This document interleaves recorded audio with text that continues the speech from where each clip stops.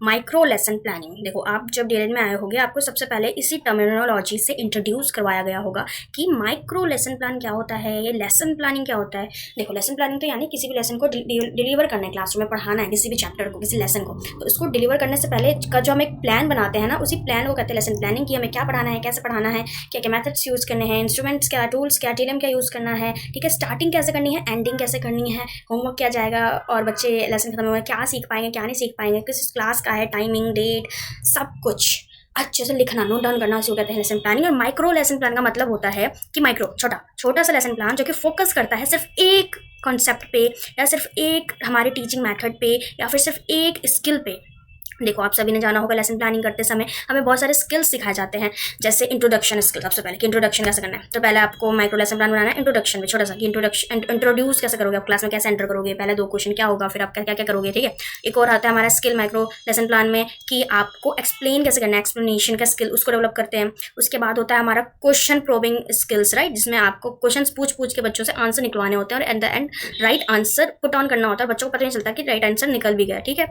उस स्किल को कहते हैं हम क्वेश्चन प्रोबिंग स्किल, ठीक है। साथ ही में आपको बहुत सारी इसमें स्किल्स डेवलप करनी होती है, ओके। तो जब लास्ट में क्या होता है, जब अभी 4-5 स्किल्स होते हैं, इन पे जब आप अच्छे से कमांड कर लेते हो, उसके बाद आपको एक कंप्लीट बड़ा सा लेसन प्लान बनाना होता है, ठीक है।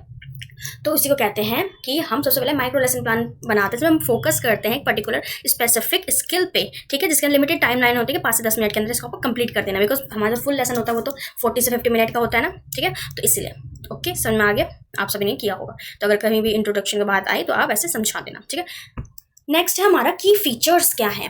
देखो ये माइक्रो लेसन प्लान जो होता है वो 1 टॉपिक पे होता है, एक छोटा सा टॉपिक लोगे, ठीक है। एक ही ऑब्जेक्टिव होता है कि आपको बच्चों को एक्सप्लेन करना है या इंट्रोड्यूस करना है या ये वाली स्किल डेवलप करनी है, ठीक है। सिंपल होता है इसका स्ट्रक्चर, ठीक है, और स्टेप बाय स्टेप आपको करना होता है, समझा भी दिया जाता है। और वहाँ पे आपके टीचर्स, एग्जामिनर्स सब बैठे रहते हैं, आपके प्रोफेसर, और वो आपको एज अ क्या देखते हैं, स्टूडेंट की तरह देखते हैं कि अच्छा आप अभी सीख रहे हो। तो वो कुछ उनके पास पेजेस रहते हैं, उसमें वो अपना रिमार्क देते हैं, अपनी रिव्यूज़ बताते हैं, और साथ ही में आपके जो पीयर ग्रुप मेंबर्स हैं वो भी बताते हैं, ठीक है। तो इसमें आप प्रैक्टिस करते हो, पढ़ाते हो लाइव, ठीक है, या फिर आप कोई भी चैप्टर डिलीवर कर रहे हो तो उस दौरान भी आपको बताया जाता है। ये बहुत ही यूजफुल प्रैक्टिस है, टीचिंग स्किल्स बढ़ाती है। फॉर एग्जाम्पल जैसे मैंने आपको बताया यहाँ पे भी लिखा है एक्सप्लेनेशन और क्वेश्चनिंग स्किल्स, बहुत सारे होते हैं, ठीक है। एग्जाम्पल के तौर पे जैसे आप टीचर हो, आपने एडिशन का पढ़ाया, 2 डिजिट एडिशन, ठीक है, विदाउट कैरिंग नहीं करना, भी बच्चों को कैरी नहीं सिखाना। अगर सिंपल से प्लस प्लस कर दो, ठीक है। कैरी के बाद में आता है ना 7 मिनट में आपने कार्ड के यूज से, नंबर कार्ड है ना उसके यूज से बच्चों को सिखा दिया, फिर टीचर्स आपको पीयर बता दें कि आपने कैसा पढ़ाया है और क्या क्या इंप्रूव करना चाहिए एक्सेट्रा।